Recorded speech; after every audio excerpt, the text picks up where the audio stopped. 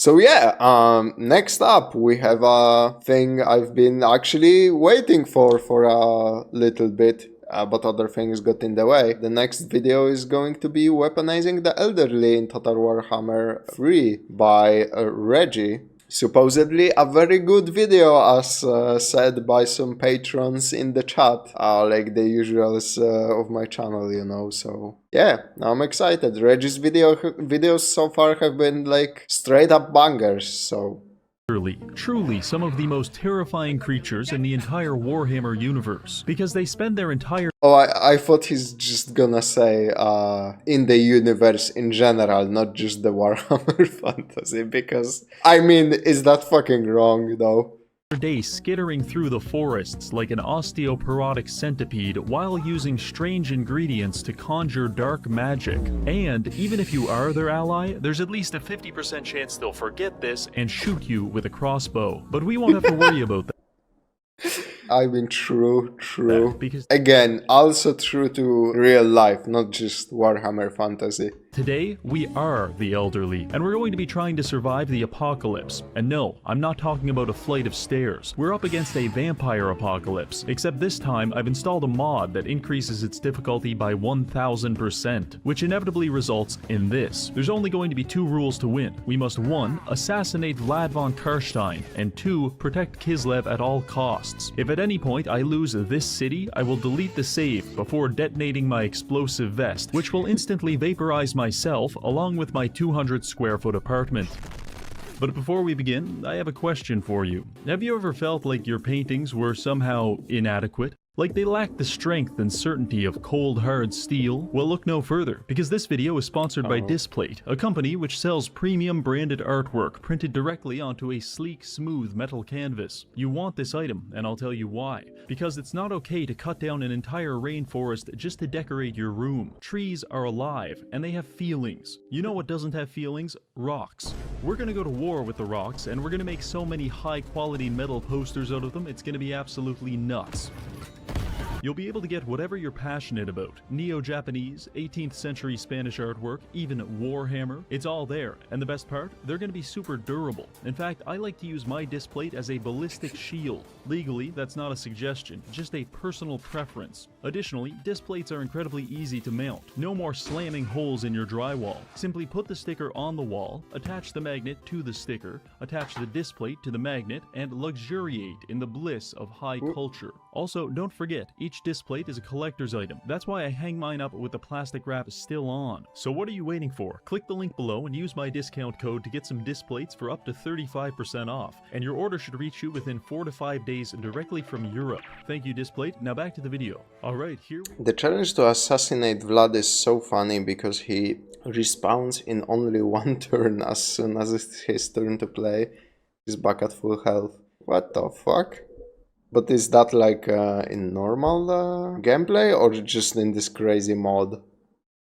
I know it may look like the site of a nuclear detonation, but don't be deceived. It's actually much worse. Because to our north are the Dark Elves, our east, Dark Elves, and our south, yes indeed, Dark Elves. Being surrounded by this many slimy freaks has increased our chances of being victimized with a strap-on by upwards of 90%, and I don't like those odds. So I decided to start proactively killing my neighbors. After a few turns, we had made our way down the coast to a battle at Arnheim. That's normal gameplay? How do you fucking win against him then? Just take his city? Where several elves intended to massacre us, but what they didn't realize was that I had already recruited a deranged leper who has conditioned a flock of crows to attack his enemies. The crows pecked and clawed at our adversaries, weakening them substantially and allowing my small collection of spiders to overwhelm them. This is but a fraction of the power you can unlock by becoming senile.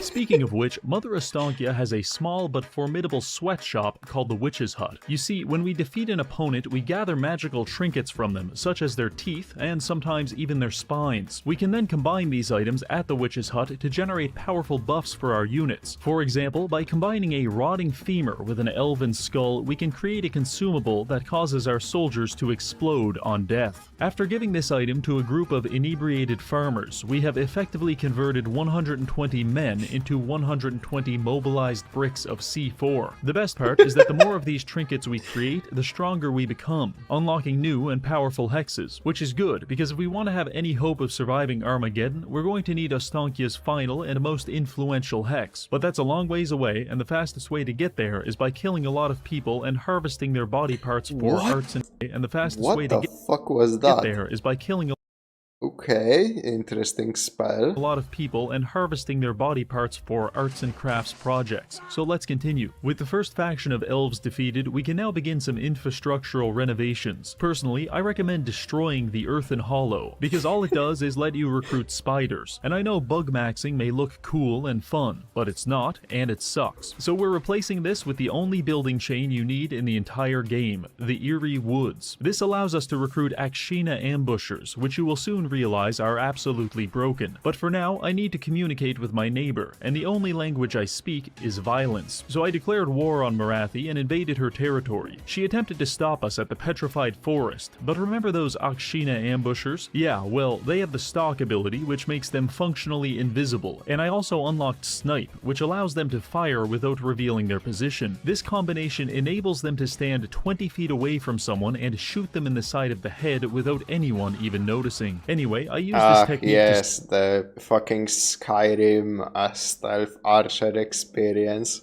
Slaughter most of Marathi's army, and whoever survived was eventually ground to dust against my meat shield of Eastern Europeans. Truly a horrifying death. Much like a small child doing battle against a steamroller, the Dark Elf military was flattened, at which point they sent us a message begging for peace, and I took that personally. So I divided my armies up and violently acquired the rest of their property. But for each action, there is an equal and opposite reaction, and in this case, it took the form of a horde of men covered in feces marauding their way through my territory and burning my cities to the ground. I wasn't prepared for this, and by the time I stopped them, my economy was devastated. So I had to start getting creative to make money. For example, I sailed across the ocean and attacked Count Noctilus for the crime of violating a restraining order that existed exclusively in my head. The simple act of beating a waterlogged corpse with a hammer had apparently made me a hero among the High Elves, and I was able to forge an alliance with Tora Nock and sell them back their own settlement for 1700 gold. Not too bad. Around this time, my armies also started doing this weird thing where they would move at superhuman speeds on the campaign map. I don't know how to explain this, but it is equally frightening and convenient. In other news, we engaged in a quest battle against some Skaven and Nurgle warriors, and I'll just summarize it by saying they didn't bring enough missile resistance. By defeating them, we acquired some magical ingredients, 9,000 gold, and we unlocked Astankia's second hex, Coven's Curse Mark. This allows us to target enemy armies on the campaign map and drain their movement points, effectively stun-locking them for 5 turns. Between this and the ambushers... Holy fuck, man!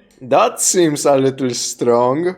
Jesus! Could be realizing that this faction's existence is predicated entirely on the merits of being a scumbag. Anyway, all of this killing has drawn the attention of a new Kislev hero, the Golden Knight. She's a melee specialist that also has a number of support auras for nearby soldiers, but most importantly, she looks very, very cool. So we recruited her to Astankia's army and prepared for our next move, which is to go from here to here. But how will we do that? Well, if our sweatshop can produce enough gift store trinkets, we'll receive a quest battle to unlock our next major spell, and we can use that to teleport to Kislev. I just need more ingredients, and I think I know where to find them. I declared war on the Sisters of Twilight and structured my whole military philosophy around yes, looking for some involuntary donators for teeth and spines. Not fighting them in their god-forsaken settlements. That's just a moral stance I take because their maps suck. But we can't always get what we want. Don't worry though, I'll tell you exactly how to get through this. Simply enter the battle and leave your Akshina ambushers right here. Place the game on triple speed and go smoke 5 or 6 cigarettes. By the time you come back, all of the elves will be dead and you'll be addicted to nicotine. This tactic allowed Astankia to girl boss her way through the remaining Wood Elf territories, which unlocked our next quest battle. This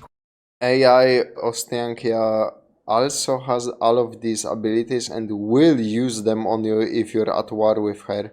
Man, holy fuck. Oh, but that's so you know what? I don't mind AI. Wood Elf AI is unironically great. which makes them very hard to fight. I don't mind AI using like their spells in battle, but when somebody fucks me over on the like overworld map by taking my fucking movement points away, I would get so mad at that. Wasn't there a spell like that in Heroes? I know there was a lot of busted abilities for your movement, which basically made everybody in the LAN party hate you because your turn would go on for fucking ever. But I think there was one to also slow other heroes. And man, abilities like that are so fucking annoying. Like, nobody minds getting slowed in battle, you're just using your abilities, but there is something that evokes primal rage when you fuck with somebody on the overworld map and not in actual battles. Quest is, on paper, very easy. We're working with one gang of wood elves to kill another, and as a supporter of elf-on-elf violence, I was positively thrilled. The issue is this gigantic dickhead needs to survive. I tried to protect him, I really did, but he displayed a mind-boggling amount of suicidal tendencies. For example, he spent the entire battle standing perfectly still and letting enemy archers light him on fire. This caused him to die and us to fail the quest, which for some reason killed all of my ambushers. To put it simply, I was pissed. 5 turns later, we tried again, and it went much better, because I successfully disabled the archers by running over them in a toboggan and hitting them with every spell I have access to. Clearly distraught by the fact he couldn't grief me anymore, my tree man ally wandered off into the forest by himself, leaving me alone to defeat the remaining enemies, and honestly, I was relieved. After a fairly messy battle, we came out on top, unlocking Astankia's teleportation ability. I was pretty hopped up on the high of killing wood elves, and in this frenzy, I quickly teleported my main army to Kislev. Perhaps sensing this, our Skaven neighbors declared war on us back at home. I don't think there was a spell to take away overworld movement, but there was a bunch of other ways to cripple movement. No, I mean, not to completely stop it, because that would be, people would bring knives to fucking Heroes LAN parties if there was an ability to completely deny you your turn. I mean, like you said, just make your pool of movement points smaller, make you less effective for that turn, you know, whatever you wanna call it. I think everybody fucking hates that. Even if it doesn't completely like ruin your game, lose you the match, whatever. I think I speak for everybody when I say, like, that is one of the most hated things that can be done to you in like turn-based strategies. Launching attacks in the north and the south. I responded with 2 different tactics. In the north, I used my Hex to stunlock the enemy general for 5 turns and make him watch as I captured all of his territory. I believe he could appreciate this tactic because, much like the Skaven, it was absolutely filthy. In the south, I intercepted their army and used one of our most powerful trinkets, the Whiff of Madness. By putting this on an enemy, it causes them to suffer a psychotic break, during which they'll spend the entire battle running around in circles until they tire themselves out and give up. I just so happen to have like 15 of these trinkets, so I... Man, like, this babushka seems really strong. Holy. put them on every unit I could, including the enemy general. I had a buddy who would make a single hero with a dragonfly, so he would have movement to run around and steal armor resource buildings. Yeah, that's a typical fucking game of heroes, man. We still had to kill a few people just to prove a point, but the trinkets made them so acutely insane that they forgot how their weapons worked, which is why their flamethrower squad is currently frothing at the mouth and charging into melee combat. As you may imagine, this tactic was less than effective. Now back to Kislev. Immediately upon exiting the portal, the first thing I saw was a wood elf, and before I could think, my reflexes kicked in, causing me to declare war on their entire faction and eviscerate thousands of non-combatants. Honestly, they shouldn't have put me in a self-defense situation situation like that. Alright, so we're here in Kislev, and it's kind of a mess. Classic. We have mutated rats, sadomasochistic orcs, short people who are not coping well, and a man who probably spends his spare time luxuriating in septic tanks. Truly, a sick and twisted assortment of characters, and they're all trying to destroy our capital city. Right now, it belongs to Katerin, but honestly, I really don't trust her. So I'm going to confederate her faction. The only issue is, she thinks we're a bunch of losers and doesn't want to team up. I tried everything to impress her. I massacred 1,700 wood elves. She didn't care. I slaughtered over 5,000 orcs. Still nothing. I even tried giving her settlements, but yet she ignored my advances. That's when I took the biggest black pill of all and realized the key to getting the girl of your dreams is not to improve yourself, but rather to make her worse. So from here on out, I started focusing all of my resources on making Katerin lose the war. If we can make her start losing, she just might become desperate enough to accept me into her life. So how can we sabotage her empire? Well, I started by using my teleportation spell to relocate Katerin to the middle of the desert. With her main army now in a sand dune 1,200 miles away, What the fuck? Why can you do that to other heroes in this game? There has to be like heavy restrictions in normal PvP for that, right? I love the charging animation for the weapon teams. They're like fat beetles running at you.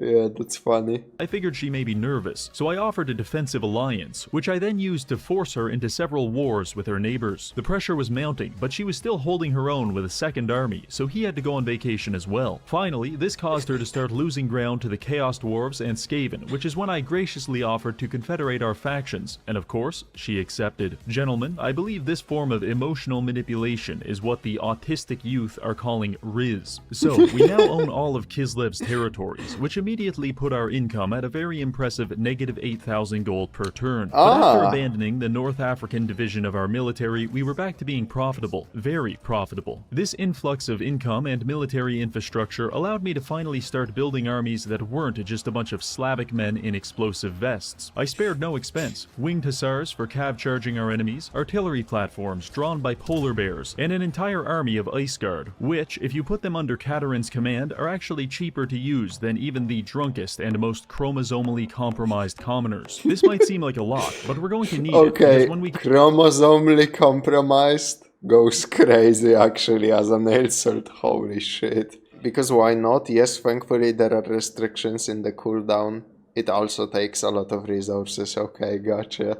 Because if you could just do that like every couple of turns for basically free, like again, holy shit. Fucking with your position and ability to move on the overworld map has to be like one of the most annoying things in games like this. Confederated with Katerin, we inherited all of her wars, and Azazel, Throt, Astrogoth Ironhand, Archaean, and Festus are all looking at me in much the same way a dark elf looks at a kindergarten. He's pulling his cock out! Unsurprisingly, the next 10 turns involved us being molested, but eventually we managed to stabilize our borders and start picking off our enemies. The first and most immediate threat was Azazel and his army of kinky warriors. They started beating the hell out of me along the west coast, and I have to say, being beaten up by Azazel is especially humiliating, because you know he's not just hurting you, but he's also extracting sexual gratification from it. Disgusting. However, we struck back. For example, I made this trinket that I could put on his spellcasters, and it gives them about a 40% chance for any spell they cast to backfire and blow their head off. With Azazel's commanders taking the Kurt Cobain challenge, I was able to wear down his armies and move Astankia to his capital city, which was defended by Azazel himself, along with an army of sexually liberated deviants. Actually, never mind. I just teleported them to Orion's camp and steamrolled their fortress. That takes care of the Ecstatic Legion. While this was distracting me, The fact that you can fucking do that is so funny. Rot took the opportunity to rush our capital city with two pretty nasty armies, and with that, the first major defense of Kislev was underway. Our towers made pretty short work of the first army, but they did manage to blast a hole in one of our walls. Normally, this isn't so bad, because you can just block it with some infantry, but they have Gorich, and nothing in my entire roster can block Gorich. So he spent the next 10 minutes at the east wall turning my infantry into a human variant of mashed potatoes. Meanwhile, Throt attacked attacked us to the north. Piss-soaked bullets peppered my battlements, while hordes of filthy rodents scaled the walls. Throt himself crashed through the gates with a posse of mutated rats and started wailing on Katerin. And judging by the pile of mashed-up dog food that has now replaced her face, she's losing that battle pretty bad. Luckily, Throt is losing his battle against my 4 squads of archers, and once we killed him, his units started to scatter, only to be stalked through the streets by my frostworms. Not long after, we won the siege, and with the main Skaven armies destroyed, there was nothing stopping me from auto-resolving the shit out of his capital city. This left Clan Moulder in some kind of vegetative state, still technically alive, but so impotent that no one would take them seriously ever again. Back at home, a faction of Dark Elves decided to take a break from their busy schedule of hanging around playgrounds in a trench coat in order to declare war on me. So I shot them with a lot of cannons, and they asked for peace on the next turn. You know what? Dark Elves get a lot of hate. But personally, I don't think they get enough of hate. Back to Kislev. With Throt and Azazel defeated, I was able to link up my armies and castrate Astrogoth Ironhand using the medically correct device known as a flintlock pistol. Unsurprisingly, this procedure diminished his enthusiasm to continue the war, and as I stood there hyperventilating with bits of Chaos Dwarf dripping from my bloody knuckles, I realized something. The amount of peace treaties we receive seems to be directly proportional to the number of Chaos Dwarves that we club, so I continued to use Astrogoth as a punching bag until I had convinced everyone to leave me alone. The only holdout was Festus. I know Festus Why does fucking everybody hate the Chaos Dwarves? Look like a little piss baby, but he's actually quite dangerous. So I teleported in some reinforcements. However, he was waiting for that and he absolutely slaughtered us. This was an army full of artillery that I had just recruited, and losing it made me briefly consider crushing the cyanide capsule in my back left molar. But before I had the chance, I was interrupted by this. Oh, fuck. The vampire apocalypse has started, and it's so bad that despite being one of the strongest factions in the game, you can't even see me on the balance of power. After this happened, Festus and I looked at each other in bewilderment and quickly settled on a peace agreement. We're now in a difficult position. We need to kill Vlad, but he's nestled in between like 25 other vampires, and if we overextend ourselves, they could rush Kislev and make us lose the campaign. But on the upside, I've spent the last 15 turns outfitting my armies with the latest Eastern European technology. For example, Yevgeny Turin has an army of over 2,500 pet spiders, Ostankya has an army of vaguely civilized Gopniks, and Valentin has a formidable front line along with several cannons. Altogether, we're ready for anything. So, what's the plan? Well, Vlad is being very defensive, and he seems to be fixated entirely on this settlement. So I took 4 of my armies and flanked them around to the west, while Ostankya stayed behind to defend. In the west, I encountered some of his auxiliary forces, and they were very well equipped with a variety of undead monstrosities, but there is one very key ingredient that he does not have access to: gun. Using our superior firepower, we blasted our way down to Schwarzhaven and captured the city. From here, we do a little trolling. Since we control a settlement in the same province as Vlad, I can use a purification chant to cleanse the entire region from all vampiric corruption. After doing this, each of his armies started taking attrition damage for not being in vampiric territory. If we can just hold them off long enough, their entire military will crumble, and then we can swing in, beat the hell out of Vlad, and be back home in time for traditionally delicious jellied meat. The only issue is, this little maneuver pissed them off pretty good, and they attacked Ostankya with 3 full armies. Fortunately, I've prepared for this moment, because I have accumulated an extensive stockpile of grotesque trinkets, which I began liberally distributing among the attackers. Every opposing commander is now violently insane. The infantry have a 100 DPS curse that is contagious. Oh, and minus 20% movement speed on your cavalry? Don't mind if I do. By the time I was finished, I had applied about 45 debuffs to the enemies. I load into the battle and notice that about half of the vampire's units are already in rampage mode. That's exactly when I began edging. They attempted to organize their forces, but this was made considerably more difficult by me blowing their heads off with a crossbow. Eventually, they assembled something vaguely resembling a military formation and started shambling across the field towards us. My front line is equipped with— Man, those flying units are going fucking slow. I assume it's because of the debuffs. military formation and started shambling across But holy, people on foot are like out fucking pacing them. The field Jesus. towards us. My front line is equipped with axes and flintlock pistols, and we started wearing the vampires down on approach. But eventually they overwhelmed my gun line through human wave tactics, and the melee began. This first wave was an absolute slaughter that lasted around 10 minutes and burnt through about 70% of our ammunition. Thankfully, it got easier from here. You see, they have thousands of reinforcements, but there's a limit to how many units can be on the field at a time. And since they already have 1,500 soldiers dicking around in frenzy mode, they're only getting a slow stream of actually lucid soldiers to attack us with. Given this, we were able to slowly digest his entire army over the next— Man, the way he plays these games systems is like something to behold, truly. Like, goddamn, he's good at playing the AI. 30 minutes, and that's when I stopped edging. After this battle, I pulled Estancia back to Fort Chakova to recover. She's in rough shape, but at least the entire vampire military is slowly decomposing. Actually, no, they're not. They appear to be taking refuge at Castle Tempelhof, which is the only vampiric province left on the map. But that's alright, because I've got a plan B. You see, we finally have our quest battle to unlock the most powerful spell in the entire game. Malediction of Ruin is a single-use ability that nukes an entire faction, hitting their armies with massive attrition and depopulating their cities. If we nail the vampires with this, it's a death sentence, and all we have to do to get it is win this quest battle. Honestly, I'm going to consolidate this battle a lot, because it pretty much boiled down to us being attacked by 5 different undead armies one after another, each led by a necromancer, spectre, or banshee. After shooting said necromancer, spectre, or banshee with 1,700 crossbow bolts, they promptly died, which caused their army to physically dematerialize. We did that 5 times in a row, casted a few big spells to clean up the leftovers, and before long the battle was over and we had unlocked our new spell. This was it. 100 turns of empire building, tens of thousands of casualties, and a whole garage full of weird body parts. It all led up to this moment right here, where I apply the Malediction of Ruin to Vlad and wipe his faction off the map. My hand tentatively hovered over the button as if I was about to melt a bunch of Japanese people with a nuclear weapon. I clicked it, leaned back in my chair, and it didn't work. I waited about 5 turns, nothing was happening. Vlad still had like 20 full stack armies and his cities were absolutely fine. It's safe to say I was more than a little upset,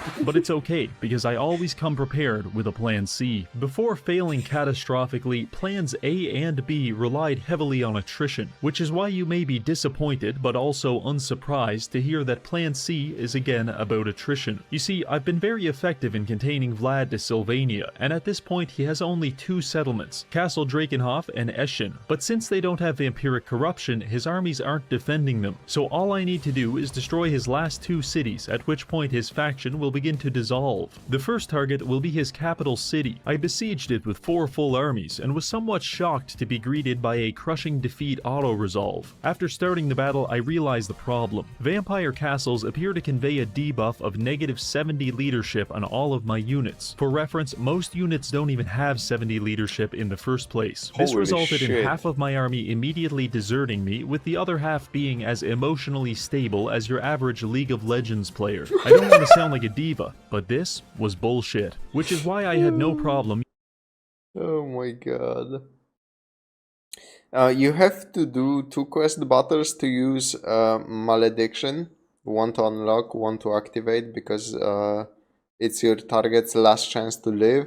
But Reggie didn't know about the second quest battle, even though it popped up in a notification. Oh, that's why it didn't work. Maybe he just missed it, you know. Sometimes happens. Using my own variety of immoral strategies. If you're going to terror route my entire army after 5 minutes Also, it made the video funnier, so I don't mind. Vampire heroes each can inflict a leadership penalty, and since he installed a mod to boost their numbers, he reached the -70 mark. Of fighting, I'll spend those 5 minutes destroying your walls with cannons and pelting all of your soldiers with frozen arrows. And then, when I'm forced to retreat, I'll come back and do the whole thing all over again because I've refilled my ammunition. I had to do this 4 times on the same turn before the vampires were so horribly disfigured that they just kind of gave up. Only one more city to go. I passed the turn with victory in my eyes and triumph pumping through my veins. And that's when we were presented with a unique opportunity. We need to kill Vlad to win, but for the past 20 turns he's been in some kind of witness protection program. But right now, he's out of position. All that's between us and him is 8 vampire armies. So I gathered up my 5 stack and began barreling down on him. Fortunately, I was able to auto-resolve the first 4 armies, but the next 4, which included Vlad himself, weren't so easy. For this, our final battle, I would have to rely on my hundreds of hours of tactical knowledge to implement the most ingenious battle strategy imaginable. Or, I could just set up all my units in the corner like a filthy degenerate. Obviously, I did the latter. You might consider this to be in poor taste, but all of my armies are half dead, I burnt through most of my trinkets, and if we lose this battle, I'm going to commit an honor killing on myself. So I don't have much of a choice. Optimally, we all survive, but really, I don't care. As long as we can assassinate Vlad, I'm calling it a campaign victory and taking a handful of random pills in celebration. The battle started with the undead organizing their forces. In response, I sent a delegation of Bulgarians to remind the vampires that I hate them. This initiated the Great Undead March. Vlad led the charge by absorbing 700 arrows to the face, but his regeneration was keeping him in the fight. Fortunately, I've got some more tricks up my sleeve. For example, as the legions of ghouls crashed against my lines, I pushed forward my incarnate beasts. This allowed the enemy units to gather around my incarnate, which gives me the perfect opportunity to cast every vortex spell in my library. The Witch's Cauldron is a new one, and it's very powerful, but in terms of raw efficiency, Heart of Winter is absolutely unreal. Every time I'd cast a spell, the balance of power would shift in our favor, but the vampires have an ungodly amount of reinforcements, which would push it right back. However, we also have reinforcements, including an army of 20 spiders, each one armed with the Explode on Death trinket. I had them skitter across the map and begin dive-bombing the enemy from behind. This helped me free up the left flank and close in on Vlad, who is now sporting about 7 debuffs and substantially less health than he would prefer. Eventually, my Frostworm was able to beat the life out of him, thereby securing our moral victory. But the battle was still raging on, and my front line didn't exist anymore. We did have a late resurgence thanks to this trinket, which allows my soldiers to transform into gigantic bears when they get low on health. But over time, they too fell to the hordes of the undead. I stared off into the sunset as the final remnants of my army crumbled before me, waiting patiently for the defeat screen to greet me. This was the definition of a bittersweet battle. We did kill Vlad, but paid the ultimate price for it. Fortunately, the allies of Order rally in support of us, and to them, I leave the rest. Mostly because it's 5 AM and I don't have time to kill 20 more full stacks. So that's going to be it for this video. We've weaponized child labor, old people witchcraft, and Slavic customs to save the world from a vampire apocalypse. Thank you to the channel patrons, our sponsor Displate, and finally, thank you for watching. Well, that was an eventful day in the realm, huh? Holy god damn. Yeah, great video as always. I love Reggie's style of humor. It definitely like resonates with me heavily. So I definitely appreciate his videos. But obviously they're not to everybody's taste, but you know, what can you do? He probably also got killed immediately after, since the vampires could march right on his capital freely, but it's a great video nonetheless. Yeah, definitely. I mean, yeah, he was playing one of those basically unwinnable mods that you need to really put your back into it and strategize and use like every quirk of the AI and every little trick, you know, to win. So, you know, I don't blame him for dying at the end. Still, like, and who knows what would have happened if he actually got the spell to go off. Yeah, I totally don't blame him for that. The game actually has an ultimate crisis mode where about 6 races get armies like that and all of them declare war on each other, where the player just has to try and survive. Jesus, that's crazy. Can't wait until like I free up some more time in my schedule and try the game for myself, because every video I watch and every piece of information I learn makes me want to play it more and more. But yeah, that's it for Weaponizing the Elderly in Total Warhammer 3 by Reggie. Thank you very much for watching. To people who are digesting this content later as a video, feel free to come and hang around this stream. I read all the chat messages, you know, react to what you guys have to say, take suggestions and whatnot. So yeah, thank you for watching.